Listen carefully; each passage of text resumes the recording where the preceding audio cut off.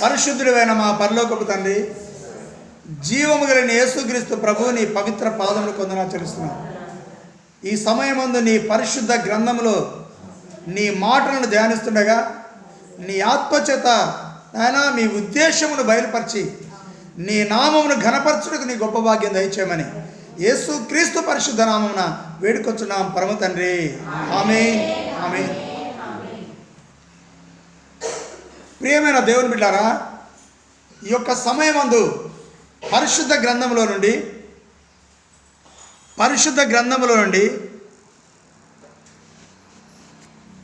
కీర్తన గ్రంథము 81వ అధ్యాయము 7వ వచనం చదవండి. 81:7.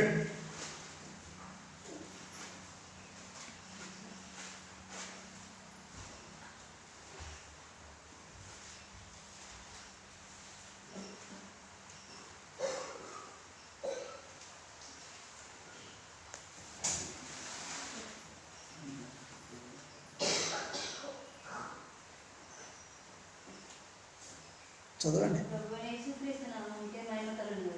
ఆమేన్, ఆమేన్, ఆమేన్. ఆపత్కాలమందు నీవు మొరపెట్టగా నేను నిన్ను విడిపించి తిని. చాలు.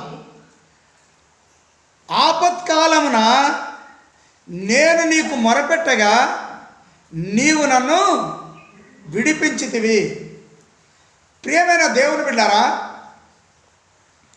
ఎవరైతే యేసుక్రీస్తు ప్రభును నమ్మి యేసు ప్రభు యొక్క మార్గంలో జీవిస్తూ యేసు ప్రభు యొక్క వాక్య ప్రకారంగా నడుస్తూ యేసు ప్రభు సెలవిచ్చిన ఆయన ఆజ్ఞల ప్రకారంగా ప్రవర్తిస్తూ ఎవరైతే ఆయన సన్నిధిలో ప్రార్థన చేస్తూ ఆయన పరిశుద్ధమైన మార్గంలో జీవిస్తూ ఆయన యొక్క మందిరంలో ప్రవేశించి ఆయన్ని ఆరాధిస్తూ ఆయనను ఘనపరుస్తూ ఆయన కోసం కనిపెట్టుకుంటూ ఆయన యొక్క మహిమను చూడాలనే ఆశ, ఆయన శక్తిని పొందాలనే ఆశ, ఆయన బలమును పొందాలనే ఆశ, ఆయన ఉద్దేశమును తెలుసుకోవాలనే ఆశ, ఆయన ఇచ్చే దర్శనమును చూడాలని, ఆయన స్వరమును వినాలని, దేవుడు ఏమి మనతో మాట్లాడుతాడో అది మనం గ్రహించాలని ఎవరైతే ఈ విధంగా ఆలోచిస్తూ ఉంటారో, ఈ విధంగా ఎవరైతే జీవిస్తూ ఉంటారో వారు యేసయ్యకు మొరపెట్టినప్పుడు దేవుడు ఏం చేస్తారట, వారి మొర ఆలకించి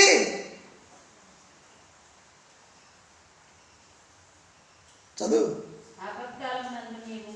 కనుక ఒక ఆపద నీకు వచ్చింది, నువ్వు దేవుని కుమారుడు. మరి ఇక్కడ ఈయన కూడా గొప్ప భక్తుడే, దేవుని యందు విశ్వాసము కలిగిన వాడు, దేవుని మార్గములో జీవించే వ్యక్తి, దేవుని ఆత్మతో నడిపింపబడే వ్యక్తి, దేవుని యొక్క చిత్తాన్ని నెరవేర్చే వ్యక్తి. అయితే ఈయన కూడా ఏమొచ్చిందట, ఆపద వచ్చిందట. మరి దేవుని బిడ్డలకు ఎందుకు ఆపద వస్తుంది? వస్తుందా రాదా? ఎందుకు వస్తుంది? ఆపద కలిగించే ఒకరు ఉన్నారు కదా, ఎవరు? అపవాది. మనం ఎప్పుడు మర్చిపోవద్దు అపవాదిని. యేసయ్యను మర్చిపోవద్దు, అంతకంటే అపవాదిని కూడా మర్చిపోవద్దు. ఎందుకు? ఆపదను కలిగించేది అపవాది. అపవాది అయిన సాతాను ఆపదలు కలిగిస్తాడు.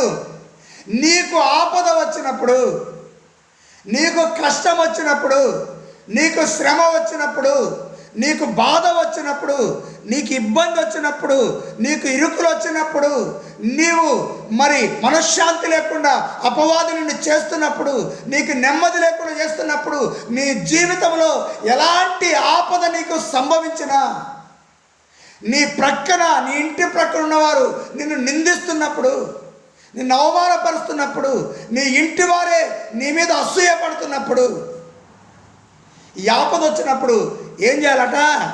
ఎవరికి మొరపెట్టాలట? యేసయ్యకి మొరపెట్టాలి. నేను యేసయ్య యెహోవాకు మొరపెట్టగా నేను నిన్ను ఏసైకి మనం మొరపెట్టినప్పుడు ఏసై మనం ఏం చేస్తాడు? విడిపిస్తాడు. దేవుడు ఆయనతో చెప్తాడు, నీవు నాకు మొరపెట్టగా, మళ్ళీ చదవమా మాట, ఆపత్కాలమునందు నీవు అనగా యేసు, ఇక్కడ దేవుడు అంటే ఉన్నాడు, ఆ భక్తుడితో అన్నాడు, ఆపత్కాలమందు నీవు నాకు మొరపెట్టినావు కనుక నేను నిన్ను విడిపించిన.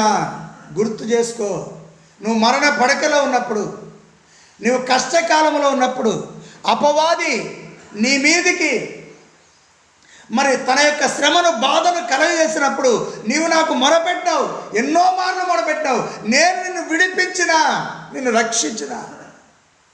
ప్రియమైన దేవుని బిడ్డలారా, దేవుడు మనకిస్తున్న వాగ్దానం ఇది. మనకు ఆపద వచ్చినప్పుడు, అది ఏదైనా కావచ్చు, నీ జీవితంలో అది నీ కుటుంబానికి వచ్చే ఏ ఆపదైనా కావచ్చు, ఆ ఆపదలో నీవు యేసయ్యకు మొరపెట్టినప్పుడు, పొలంలో ఒక రోగం వచ్చింది, నీ పొలానికి ఒక రోగం ఆవరించింది, అది ఆపదే. అది పండితేనే నీకు జీవనోపాధి కనుక ఆపదే అది. కనుక నువ్వేం చేయాలా? యేసయ్యకు మొరపెట్టాలి. యేసయ్యకు మొరపెడితే ఆయన నిన్ను విడిపిస్తాడు. ఇక్కడ ఆ భక్తుడిని విడిపించుండు, మన్ను కూడా విడిపిస్తాడు. విడిపించడానికి ఆయన ఇష్టపడుతున్న దేవుడు, విడిపించడానికి ఆయన ఆశపడుతున్న దేవుడు. అందుకే మనము మొరపెట్టినప్పుడే దేవుడు మన ప్రార్థన అంగీకరిస్తాడు, ఆయన మనం విడిపిస్తాడు. అందుకే చూడండి, కీర్తన గ్రంథము 7వ అధ్యాయము మొదటి వచ్చిన చదవండి. 7వ అధ్యాయం మొదటి వచ్చిన, యెహోవా నా దేవా. అందుకే ఎవరు మొరపెట్టండి, ఎందుకు మొరపెట్టిండు? నీవు నాకు మొరపెడితే నేను నిన్ను విడిపించడానికి ఇక్కడ దేవుడు అంటాడు. అయితే ఇక్కడ అంటాడు, యెహోవా నా దేవా, నేను నీ శరణుజొచ్చి ఉన్నా. అంటే నీవు తప్ప నాకెవరు లేరు, నీవు తప్ప ఈ లోకంలో ఏది నాకు లేదు. నేను నీ మీదనే ఆధారపడుతున్నా, నేను నీ వైపే చూస్తా ఉన్నా, నీవే నా శరణము. ఇక నా బ్రతుకులో ఏది లేదు, ఇక నేను ఎవ్వరి కోసం ఆశపడట్లేదు. ఏది చేయాలన్నా, ఏ సహాయం చేయాలన్నా నీ దగ్గర నుంచే మాకు రావాలి తండ్రి. నా దేవా, యెహోవా నా దేవా, నేను నీ శరణుదొచ్చి ఉన్నాను. నన్ను తరుమువారి చేతిలో నుండి తప్పించండి. ప్రియమైన దేవులారా, మన్ని తప్పించేవారు ఎవరు లేకపోగా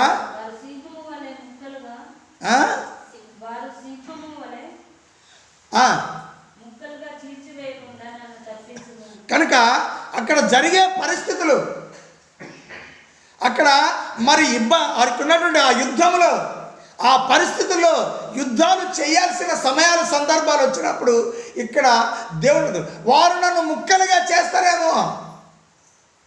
యుద్ధంలో ముక్కలు కాకపోతే మంచిగా భోజనం పెట్టి పంపిస్తారా? ఏమ్మా, సమాధానంగా పంపిస్తారా? ముక్కలు చేతికి దొరికితే ముక్కలుగా నరికేస్తారు, తరుముతారు. యుద్ధం అంటేనే తరుముతూ ఉంటారు, తరుముకుంటూ పోతూ ఉంటారు అనమాట. అందుకే అక్కడ భక్తుడు అడుగుతా ఉన్నాడు, అయ్యా నన్ను తరుమువారి చేతిలో నుండి నన్ను తప్పించము, నన్ను ముక్కలుగా చెయ్యాలని ఆలోచిస్తున్న వారిని మరి నీవు వారి చేతిలో నుంచి నన్ను రక్షించయ్యా అని మరి మొరపెడతా ఉన్నాడు, ప్రార్థన చేస్తా ఉన్నాడు. ఆయన యుద్ధంలో ఎందుకు ఆయనకి జయం వచ్చింది అనుకుంటారు? ఆయన మరి వారి యుద్ధంలో వారికి ఎందుకు జయం వచ్చింది? వాళ్ళ జీవితంలో వచ్చిన శ్రమల నుంచి వారు ఎట్లా తప్పిపడ్డారంటే దేవుని సన్నిధిలో వారు మొరపెడుతుండేవారు. మరి ఇప్పుడు మనం మొరపెడుతున్నామా? ఆపద వచ్చినప్పుడే మొరపెట్టడం కాదు. ఆపద వచ్చినప్పుడు దేవుని దగ్గర కన్నీళ్ళు కార్చాలి, మొరపెట్టాలి. ఆపద లేనప్పుడు కూడా దేవుని స్తుతించుకుంటా, దేవుని సన్నిధిలో మొరపెట్టుకుంటా, ఆపదలో ఉన్నవారి కోసము విజ్ఞాపన చేసుకుంటూ ఉండాలి. ఆపద వచ్చినప్పుడు విడిపించమని దేవునికి మొరపెడతా ఉండాలి.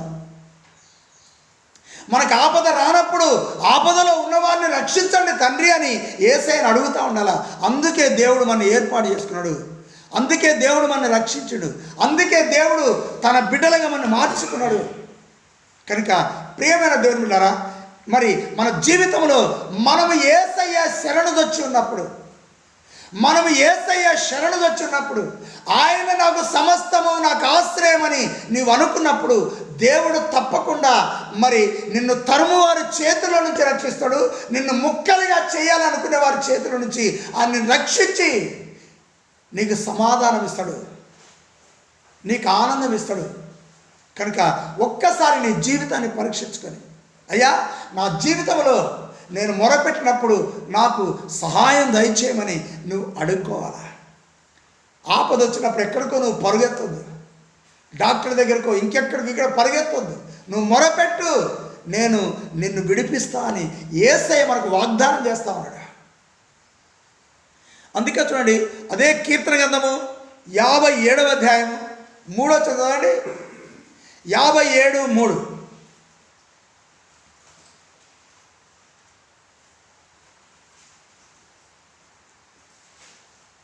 దేవుని యొక్క మార్గము పరిశుద్ధమైంది. ఆయన ఆకాశము నుండి ఆజ్ఞ ఇచ్చును, ఆజ్ఞ ఇచ్చి నన్ను రక్షించును. యేసుక్రీస్తు నామమునకే మహిమ కలుగును గాక. ఆయన ఆకాశము నుండి ఆజ్ఞ ఇచ్చి ఏం చేస్తాడట? మనని రక్షిస్తాడు.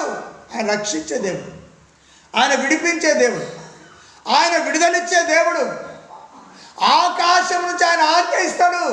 ఆజ్ఞ ఇచ్చినప్పుడు అది ఏ ఆపదైనా, ఏ రోగమైనా, ఏ కష్టమైనా, ఏ సమస్య అయినా అది తొలగిపోద్ది. ఏ శత్రువైనా తొలగిపోద్ది. ఆనాడు యుద్ధము చేశారు కనుక ఆయనకి శత్రువులు ఉన్నారు. కానీ ఈనాడు మనం యుద్ధములు చేయట్లేదు. ఎవరితో వివాదములు పెట్టుకోవట్లేదు, ఎవరితో మనము వేద్యం ఆడట్లేదు, ఎవరితో వివాదం పెట్టుకొని మనము కొట్లాటలు పెట్టుకోవట్లేదు. మన శత్రువైన సాతాను, అపవాది మన ఆపదలో పెడతాడు, అపవాది మన బాధిస్తాడు, అపవాది మన కష్టపెడతా ఉంటాడు. కనుక ఈ ఆపదల్లో నుంచి ఆయనే ఆకాశం నుంచి ఆజ్ఞ ఇచ్చి ఆయన మనల్ని రక్షిస్తాడు. ఇంత గొప్ప దేవుడు మనకు తోడుగా ఉన్నాడు. ఇంత గొప్ప దేవుడు మన హృదయంలో ఉన్నాడు. ఇంత గొప్ప దేవుడు మనతో కలిసి నడుస్తూ ఉన్నాడు. మన ముందుండి నడుస్తూ ఉన్నాడు. ఆయన చాటును మనం దాక్కున్నాం. ప్రియమైన దేవుడా, మన రక్షించే దేవుని యొక్క చాటున మనం ఉండాలి. అది మర్చిపోద్దు. ఆయన ముందుకు రావద్దు.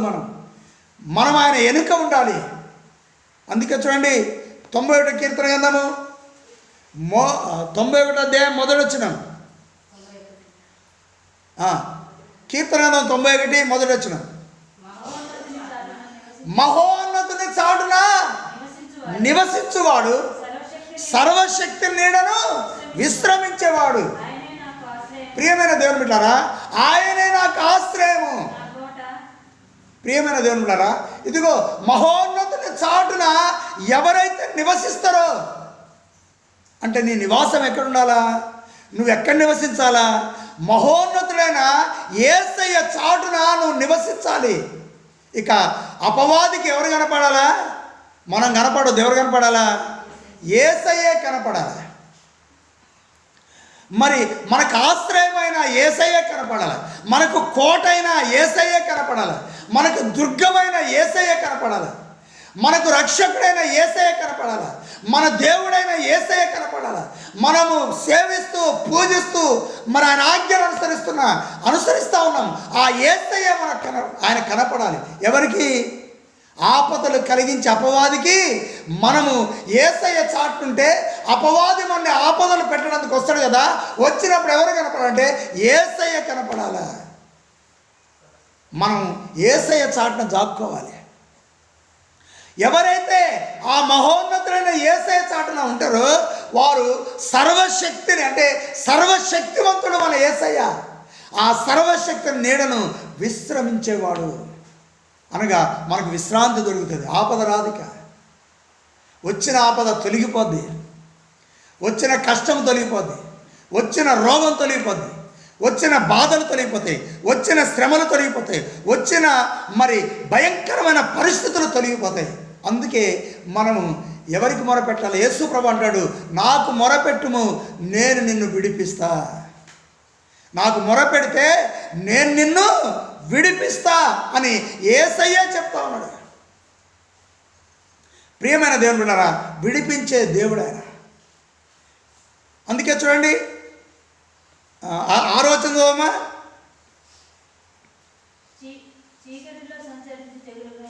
ఇంకొద్ది పైకి చదువు. రాత్రి వేళ కలుగు భయమునకైనను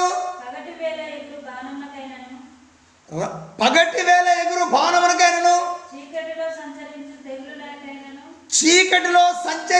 తెగులుకైనను మధ్యాహ్నమందు పాడు చేయి రోగమునకైనను నీవు భయపడకుందు. ఎప్పుడు యేసయ్య చాటున మనం ఉంటే, యేసయ్య మనకు ఆశ్రయముగా ఉంటే, యేసయ్య మనకు కోటగా ఉంటే, ఇక ఇవన్నీ ఏదొచ్చినా మనం భయపడము. దేని భయపడము? రాత్రి వేళ కలుగు భయమనం. మరి ఎప్పుడు భయపడేది? ఎప్పుడు పగలు భయపడతామా? భయపడేది ఎప్పుడు? రాత్రే భయపడతాం. అడవిలోకి పోవాలని రాత్రి పోతామా? పోలేం, భయపడతాం. అంటే ఒకవేళ ధైర్యం చేసి పోయినా కూడా అది ఏదో ఒక భయం మన ఆవరిస్తూ ఉంటుంది. ఆ భయం పక్కన పెట్టండి. ఏ సమయంలో మనని ఏ విధంగా పడగొడతాడో, యేసయ్య నుంచి చెడగొడతాడో, యేసయ్య మార్గం నుంచి తప్పిస్తాడో, యేసయ్య సన్నిధిలో నుంచి తొలగిస్తాడో, యేసయ్య మరి బిడ్డలుగా జీవించకుండా మన ఎవరి ద్వారా నాశనం చేస్తాడో అని అపవాదికి మనం భయపడతా ఉంటాం.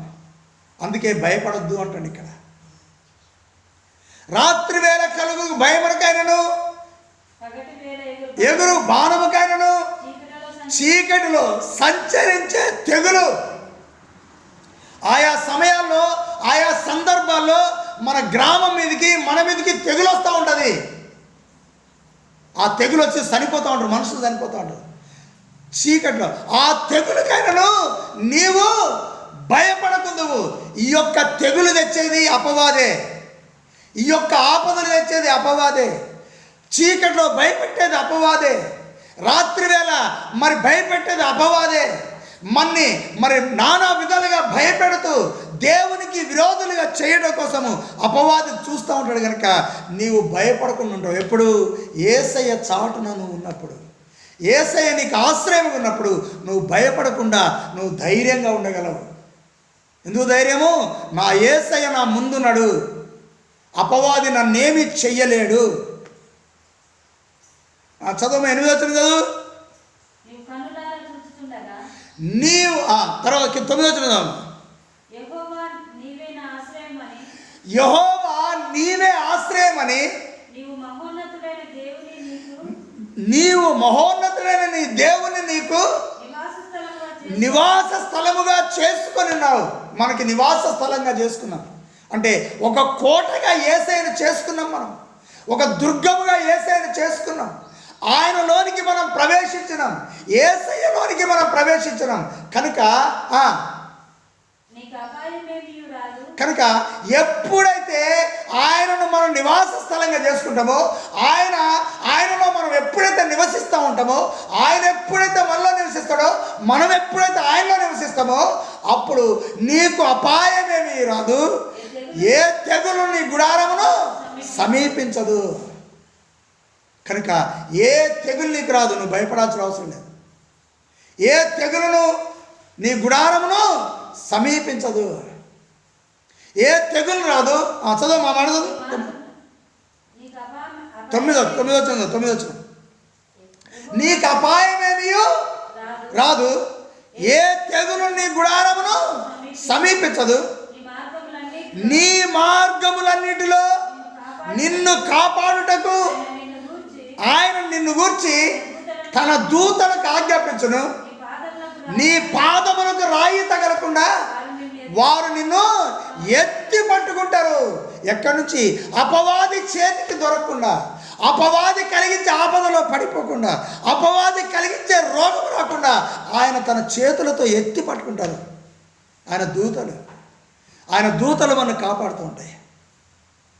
ఒకసారి దానియేలును సింహపు బోన్లో వేసినప్పుడు, వేసే ముందే అక్కడ దేవుని దూతను దేవుడు ఆ సింహపు బోన్లకు పంపిస్తే ఆ సింహపు నోళ్లను దేవుడు ఆ దూతలు ఏం చేశారు? మూసివేశారు. అంతే. దేవుడు తన దూతలకు అధికారం ఇచ్చాడు. సింహపు నోళ్లను మూయించిపోయి నా సేవకుడు దానియేలు, నా సేవకుడు, నా కుమారుడు, నేను ఇష్టపడిన నా యొక్క సేవకుడు, నా ఆజ్ఞలు అనుసరించే సేవకుడు కనుక సింహపు బోన్లో నన్ను ఆరాధిస్తాడని, నన్ను స్తుతిస్తాడని, నాకు ప్రార్థన చేస్తాడని, నన్ను గణపరుస్తాడని, నన్ను ఆరాధిస్తాడని, నా యందు విశ్వాసం కలిగి ఉన్నాడని ఇదిగో సింహపు బోన్లో వేయడానికి వాళ్ళు తీసుకొని పోతారు. నువ్వు వెళ్ళి నా కుమారుని కాపాడు అని దేవుడు తన దూతను పంపించాడు. మరి ఏం చేసిండు? దూత వచ్చి ఏం చేసిండు? కాపాడండి. సింహపు నోళ్ళు ఎట్లా కాపాడండి? మరి ఎట్లా కాపాడిండు? సింహపు నోళ్ళను మూసిండు. అంతే, మూసేసిండు. నోరు రావట్లే వాటికి. ఇప్పుడు ఆ దినాలంటే ఏం చేయాలా? నోరు దాసాలి. నోరు దాసాలంటే నోరు రావట్లేదు. అవి ఆకలితో ఉంటాయి. రాజులు వాటి ఆకలితో ఉంచుతూ ఉంటారు అనమాట. అవి అరుస్తూ ఉంటాయి. ఎవరైతే మాంసం వేస్తారో మరి అవి తినేస్తారనమాట. అంత ఆకలితో ఉంటాయి. దేవుడు తన దూతను పంపించి దానియేలును మరి కాపాడిండు. మరి ఆయనకి ఎట్లా తెలిసింది? ఆయన సింహ బోన్లో వేయగానే సింహాలన్నీ కూడా ఏ మూల పడుకున్న సింహం మూల పడుకొని ఉన్నదట. పడుకొని ఉంటే ఆయన వెళ్ళిపోయి ఇక్కడ ఏం చేస్తాడు? సింహ బోన్లో కూడా ప్రార్థన చేస్తాడు. సింహాలు ఉన్నాయని తెలిసి ఈ సింహాలు ఏమైనా చేస్తే ఏమైనా భయపడడా? భయపడలేదు. సింహములు ఉన్నాయని భయపడలేదు. అవి నన్ను తినేస్తాయని భయపడలేదు. నన్ను మరి చంపేస్తాయని భయపడలేదు. ఎందుకు? నా దేవుణ్ణి ఆరాధించడమే నాకు కావాలి తప్ప వారు సింహ బోన్లేసిన నాకేం పర్వాలేదు, నాకు అవసరం లేదు. నేను నా దేవుణ్ణి మాత్రం ఆరాధిస్తా. 30 దినముల వరకు రాజును తప్ప ఏ దేవుణ్ణి పూజించొద్దని ఒక కట్టడ పెట్టారు, ఒక ముద్ర వేశారు. వారి ఒకవేళ దేవుణ్ణి పూజిస్తే వాళ్ళు సింహబోన్లో వేయబడతారని మరి ఒక కట్ట నుంచి పత్రికలు పంచారు, పోస్టర్లు వేశారు. అవి చూసి ఆ సింహపు బోన్లో వేసినా పర్వాలేదు, నా దేవుని స్తుతించడం మాత్రము, నా దేవునికి ప్రార్థన చేయడం మాత్రము నేను ఎట్టి పరిస్థితిలో నేను అంగీకరించను. నేను ప్రార్థన చేయవలసిందే. వారు సింహ బోన్లేసినా పర్వాలేదని ప్రార్థన చేస్తూ ఉంటే అది రాజుగారికి చెప్పి ఆయన తీసుకొని సింహ బోన్లో వేశారు. దేవుడు తన దూతను పంపించి సింహపు నోలను మూయించాడు. అప్పుడు ఆయన సింహంలో ఆయన వచ్చి తింటందుకు రావట్లేదు, ఎక్కడున్నో సింహాలు అక్కడే ఉన్నాయి. అప్పుడు ఏం చేసిండు? ఆయన వెళ్ళి మోకరించాడు దానియేలు. ఆయన కళ్ళు మూసుకొని ప్రార్థన చేస్తూ ఉంటే ఆయన దూత ఎక్కడున్నట్టు కనపడుతుంది ఆయనకి. ఎవరు రాసిండు? దానియేలే రాసిండు. ఇది ఆయన దగ్గర వచ్చిన దర్శనం. అంటే ఆయన ఎక్కడున్నట? దేవుని దూత వచ్చి ఆయన పక్కనే నిలుచొని ఉన్నాడు. దేవుని దూత ఎప్పటివరకు? రాత్రంతా ఆయన ప్రార్థన చేస్తా ఉన్నాడు. రాత్రంతా దేవుని దూత అక్కడే నిలుచున్నాడు. వాటి నోళ్ళు మూయబడ్డాయి. దానియేలు తినడానికి హక్కు అధికారం లేదు ఇక. అందుకే అక్కడ వాక్యం చదువుకున్నాం, వారు సింహల వలె నన్ను ముక్కలు చేయడానికి వస్తారట. వారు సింహం వలె నన్ను ముక్కలు చేస్తాడని, చీల్చి వేయడానికి సింహం వలె వాళ్ళు నన్ను తరుముతా ఉన్నారు, సింహం వలె ఉన్నారు అనకంటాడు. కనుక ఇక్కడ సింహపు నోటి నుంచి దేవుడు దానియేలును కాపాడాడు. ప్రియమైన దేవునులారా, ఈ సమయం ముందు ఒక్కసారి నీ జీవితాన్ని పరీక్షించుకో. ఆ భక్తుల్ని కాపాడినటువంటి దేవుడు, ఆ భక్తుల్ని దానియేలుని విడిపించినటువంటి దేవుడు, ఆ దానియేలుని రక్షించినటువంటి దేవుడు మన్ను కూడా రక్షిస్తాడు, విడిపిస్తాడు. అందుకే అదే దానియేలు గ్రంథము 3వ అధ్యాయంలో చూస్తే ఒక మాట ఉంటుంది. దానియేలు గ్రంథము 3వ అధ్యాయము 10వ వచనం చూడండి. 3:10.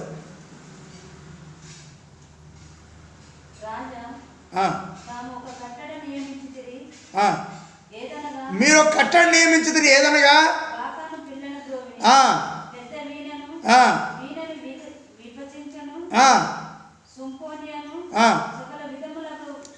సకల విధముల వాద్యములను ఆ బంగారు ప్రతిమకు చేయవలను. అగ్నిగుండంలో వేయబడినని ఒక కట్టడ మీరు నియమించినారు కదా రాజా. షడ్రకు మెషకు అబేద్నెగో అను వారు ఆ ముగ్గురు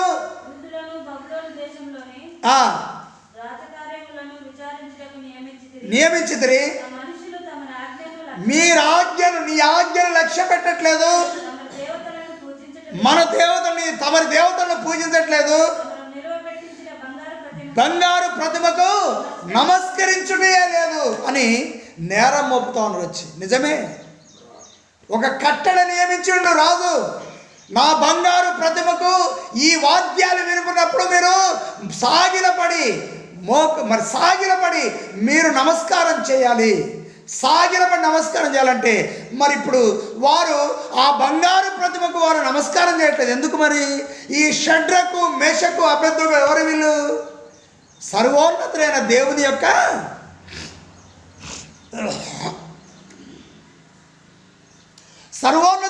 దేవుని యొక్క సేవకులు. మరి దేవుని బిడ్డలు నమస్కారం చేస్తారా? అక్కయ్య నమస్కారం చేస్తారా? నమస్కారం. యేసయ్యను నమ్ముకున్న వాళ్ళు ప్రతిమలకు నమస్కారం చేస్తారా? చేయరు. అందుకే అక్కడ నమస్కారం చేయలేదు. అయితే వారు చెయ్యట్లేదని మరి కొంతమంది ఉంటారు కదా అసూయపరులు, వాళ్ళని మరి రాజుగారు రాజ్య రాచకార్యాలు చూడటానికి పెట్టారని, వారికి ఘనత వస్తుందని, మమ్మల్ని ఉట్టిగా ఉంచారని చెప్పేసి వాళ్ళ మీద మరి అపవాదు తీసుకొని వచ్చారు. అయ్యా, మీరు షడ్రకు మెషకు అబేద్నెగో నియమించారు కదా, వాళ్ళు నీ ప్రతిమకు నమస్కరించట్లేదు, వారు నీ ప్రతిమ ఎదుట సాగిలపట్లేదు, నీ ప్రతిమకు నమస్కారం చెయ్యట్లేదు అంటే రాజుగారికి బాగా కోపం వచ్చేసింది. ఏమొచ్చింది? కోపం వచ్చేసింది. వచ్చిన తర్వాత వాళ్ళని పిలువన్నాడు. వచ్చిండు రాజుగారు. రాజుగారిని వాడిని అడిగిండు, ఇదిగో మీ మీద ఒక అపవాదం వస్తూ ఉన్నది కనుక నేను వాళ్ళ మాటలు పట్టించుకోవట్లేదు, వాళ్ళ మాటలతో నాకు అవసరం లేదు, వాళ్ళ యొక్క చెప్పుడు మాటలు నాకు అవసరం లేదు. మరి అదేంటిదో నిజంగా నేనే తెలుసుకోవాలి. మీరు నా ప్రతిభకు నమస్కరించట్లేదని, నా యొక్క ప్రతిభకు సాగిలపట్లేదని మరి నాకు వర్తమానం వచ్చింది. మరి ఇది నిజమేనా అని అడిగిండు. వాళ్ళు అడిగినప్పుడు వాళ్ళు ఏం మాట్లాడట్లేదు. అప్పుడు ఇదిగో సరే, అది నిజమైతే ఇప్పుడు వాద్యాలు వినపడతాయి, మీరు నా ప్రతిమకు నమస్కరించిన ఎడల సరే, లేకపోతే సాగిలపడితే సరే, లేకపోతే ఈ అగ్నిగుండం నుంచి మిమ్మల్ని తప్పించే దేవుడు ఎక్కడున్నాడో నేను చూస్తా అన్నాడు. వాద్యాలు మోగినాయి కానీ వాళ్ళు సాగిలపడలేదు. మరి మన సంగతి ఏంది? సాగిలపడవద్దు, నమస్కరించవద్దు. వాళ్ళు చంపిన పర్వాలేదు. అగ్నిగుండంలో అయితే వాళ్ళు సాగిలపడబోయేవారికి ఇంకా రాజుగారికి వీళ్ళు చెప్పిన మాట బట్టి కోపమే కాదు, ఇంకా మరి ఆగ్రహం పెరిగిపోయింది, వాళ్ళ మీద కోపం వచ్చేసింది. అప్పుడు అన్నాడు, బలవంతులు పిలిచిండు, వీళ్ళని తీసుకుపోయి అగ్నిలో వేసాడు. మండుతున్న అగ్నిగుండం ఉన్నది, ఈ అగ్నిలో వేసేయండి అన్నాడు. వేసామని చెప్పారికి ఏం చేశారు? తీసుకుపోయి ఆ బలవంతులు ఏం చేస్తారంటే ముగ్గురిని బంధించారు, కట్లతో బంధించారు. వాళ్ళు ఉన్నపాటిని వస్త్రాలతో పాటు ఉన్నపాటు ఇసిరి అగ్నిగుండంలో వేసాడు. వేసిన తర్వాత ఎవరైతే అగ్నిగుండంలో వేసారో ఆ బలవంతులు ఏమైపోయారు? ఆ అగ్ని యొక్క జ్వాలలకి తాకి ఏమైపోయారు? వాళ్ళందరూ చచ్చిపోయారు, వేసిన వాళ్ళందరూ. అయితే వారిని అగ్నిలో వేసేసారు. ఇంకా 7 అంతలుగా దాని అగ్నిని ఎక్కువ చేయమన్నాడు. అప్పుడు ఒకే వంతుండే 7 అంతలు అగ్ని చేయమన్నాడు. అది మనం కింద చదువుకుంటూ వస్తే ఆ వాక్యం చదువుకోండి, చదివించుకోండి, వినండి. నేను ఓరల్గా చెప్తా ఉన్నాను కనుక మరి వేసిన తర్వాత మరి వెంటనే కొద్ది నిమిషాలకే, కొన్ని సెకండ్లకే మరి ఆయన ఏం చేసినంటే, రాజుగారు ఏం చేసినంటే మరి తన యొక్క సింహాసనం మీద నుంచి మరి లేచాడు, ఇట్లా పైకి లేచిండు. సింహాసనం నుంచి లేచి అప్పుడు మంత్రులు పిలిచిండు, ఇదిగో మనము బంధించే 3 మనుషుల్ని కదా వేసింది అగ్నిగుండంలో అన్నాడు. అవును రాజా అన్నాడు. అప్పుడు అన్నాడు, ఇదిగో బంధకములు లేక 4 మనుషులు అగ్నిలో తిరుగుతుండ నేను చూస్తా ఉన్నా. ఒకళ్ళ రూపము దేవదూతల రూపం, అంటే అక్కడ దేవతలను రాయబడ్డది. అక్కడ అంటే రాజుగారు దేవతను వర్ణించిండు. అయితే దేవతల రూపంలో ఇంకొకరు ఉన్నారు అని అన్నాడు. ఆ దేవతల రూపం ఉన్న వ్యక్తి ఎవరు? దేవుని దూత. దేవుడు ఏం చేసిండు? ఆ ముగ్గురిని వేయకముందే దేవుడు అగ్నిగుండంలోనికి ఆ దూతను పంపించండు, అగ్నిని పంపించండు. అదేమైపోయింది? అది అగ్ని జ్వాలలాగా లేదు, అగ్నిలాగా లేదు. వారికి ఒక పూల తోటగా మారిపోయింది. అది ఒక పూల తోటగా మారిపోయింది. పూల తోట ఉన్న వాళ్ళకి వేడొస్తుందా? ఏమో. చెట్టు కింద వాళ్ళకి వేడొస్తుందా? అది ఏమైపోయింది? అగ్గిలో వేస్తే వాళ్ళు మంచిగా తిరుగుతూ ఉన్నారు. దాంట్లో కాలిపోవాలా, మసి అయిపోవాలా, మాడిపోవాలి ఒక్క క్షణంలోనే. వాళ్ళు మంచిగా తిరుగుతూ ఉన్నారు. వాళ్ళతో పాటు దేవుని దూత తిరుగుతూ ఉన్నాడు. ఓకే, నిద్ర రాగట్లేదా? కనుక ప్రేమేంది అనుకుంటారా?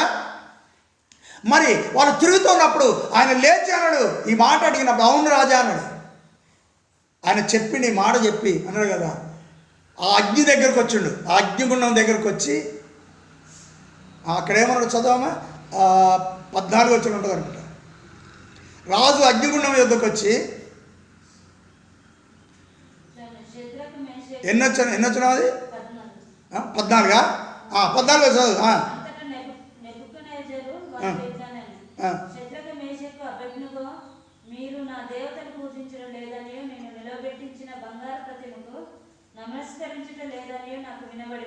ఇదంతా కూడా ఏంటిదంటే వారు చెప్పారు నమస్కరించలేదు, నాకు తెలిసింది, మీరు నమస్కరించాలా అని అన్నాడు. వాళ్ళు దానికి సమాధానం చెప్పారు. అంత అయిపోయింది. ఇంకా కిందికి రామ. వారు దాంట్లో పడవేసిన తర్వాత 20 వచ్చిన చదువు.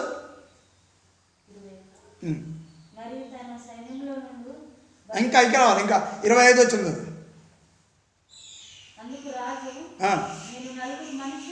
ఇంకా కిందికి రాము. అది కూడా చెప్పేసినాం కదా. ఇంకో కిందికి రా.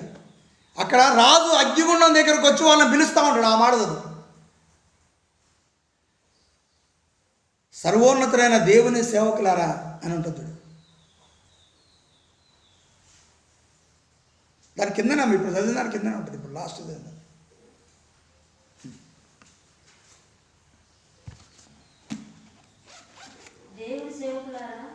పైన కొద్దిగా పై చదువు. ఒక్కొచ్చిన పైకి చదువమ్మా.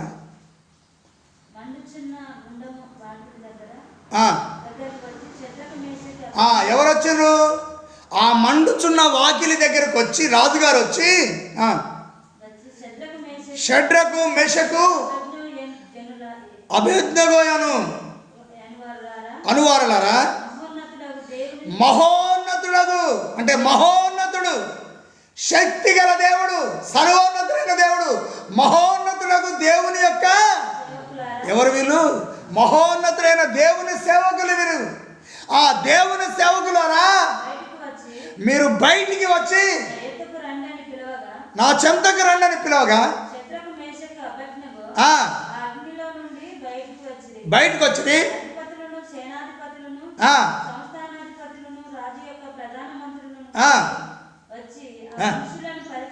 పరీక్షించి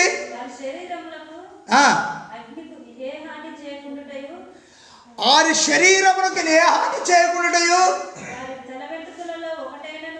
కాలిపోకుండాటయు, వారి వస్త్రములు చెడిపోకుండాటయు, అగ్ని వాసన కూడా లేదు చూచారు. కానీ యేసుక్రీస్తు నామమునకే మహిమ కలుగును గాక. ప్రియమైన దేవుని బిడ్డలారా, ఈ విధంగా దేవుడు వారిని ఏం చేసిండు? అగ్నిలో నుంచి రక్షించిండు. అంటే వారి దేహాలకు వస్త్రాలకి అగ్ని వాసన కూడా లేదట. ఏం లేదట? అగ్ని వాసన కూడా లేదు. ప్రియమైన దేవుని బిడ్డలారా, మరి దేవుడు తన దూతను పంపించి రక్షించిండా లేదా? మరి మనను కూడా రక్షిస్తాడా లేదా? మనను కూడా విడిపిస్తాడా లేదా? అందుకే మనం మొరపెట్టినప్పుడు ఒకవేళ వాళ్ళు ఆ ప్రతిమకు నమస్కారం చేస్తుంటే, సాగిలపడి ఉంటే, రాజుగారి కోపానికి భయపడిపోయి సాగిలపడి ఉంటే ఈ కార్యం జరిగేది కాదు. అందుకే మనం దేనికి భయపడదు. ఒక్క మాట వాళ్ళు ఏమన్నారో తెలుసా? షడ్రకు మెషకు రాస్తూనే, రాజా నీవు మమ్మలను ఈ అగ్నిగుండంలో వేసినప్పటికీ మా దేవుడు రక్షించడానికి సమర్థుడు, మా దేవుడు అగ్నిలో నుంచి రక్షించడానికి సమర్థుడు. ఒకవేళ రక్షింపకపోయినా పర్వాలేదు, కానీ నీ ప్రతికు మాత్రమే నమస్కారం చేయమన్నాడు. ఇలాంటి ధైర్యం కలిగిన హృదయంతో మన జీవితకాలం అంతా జీవించాలి. మన జీవితకాలం అంతా ఈ విధంగా ఉండాలి. కనుక ప్రేమ దేవులారా, ఆ విధంగా ఎప్పుడైతే నీ జీవితాన్ని స్థిరపరచుకుంటావో,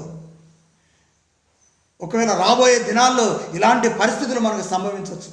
అగ్నిలో వేయచ్చు, కత్తులతో చంపచ్చు, లేకపోతే పిస్తోల్తో కాల్చేయచ్చు. రాబోయే దినముల్లో క్రైస్తవులను నమ్ముకున్న వాళ్ళందరినీ కూడా మరి చంపేయడం అని ఒక ఆజ్ఞ జారీ కావచ్చు, చెప్పలేం.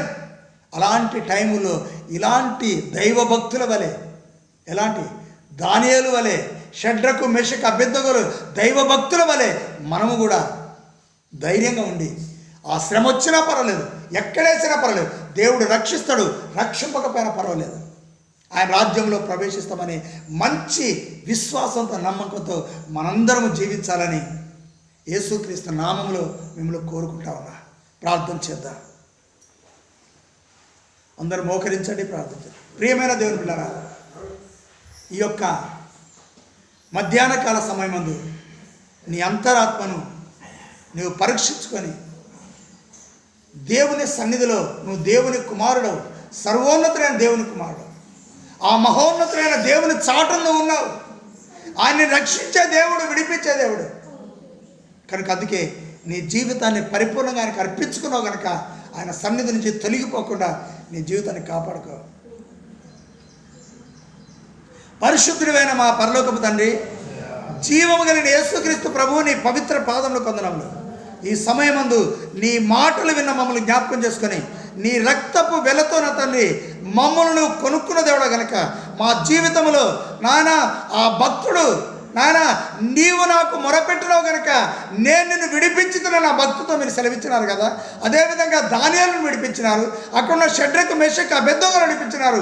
మీ యందు విశ్వాసం ఉంచిన ప్రతివారు నీకు మొరపెట్టినప్పుడు మా పితరులను రక్షించి నాయన నీ నామంలో నువ్వు విడిపించిన దేవుడు కదా, మమ్మల్ని కూడా విడిపించమని మేము అడిగినప్పుడు మాకు సహాయం చేయమని యేసుక్రీస్తు పరిశుద్ధ నామమున వేడుకొచ్చున్నాం పరమ తండ్రి.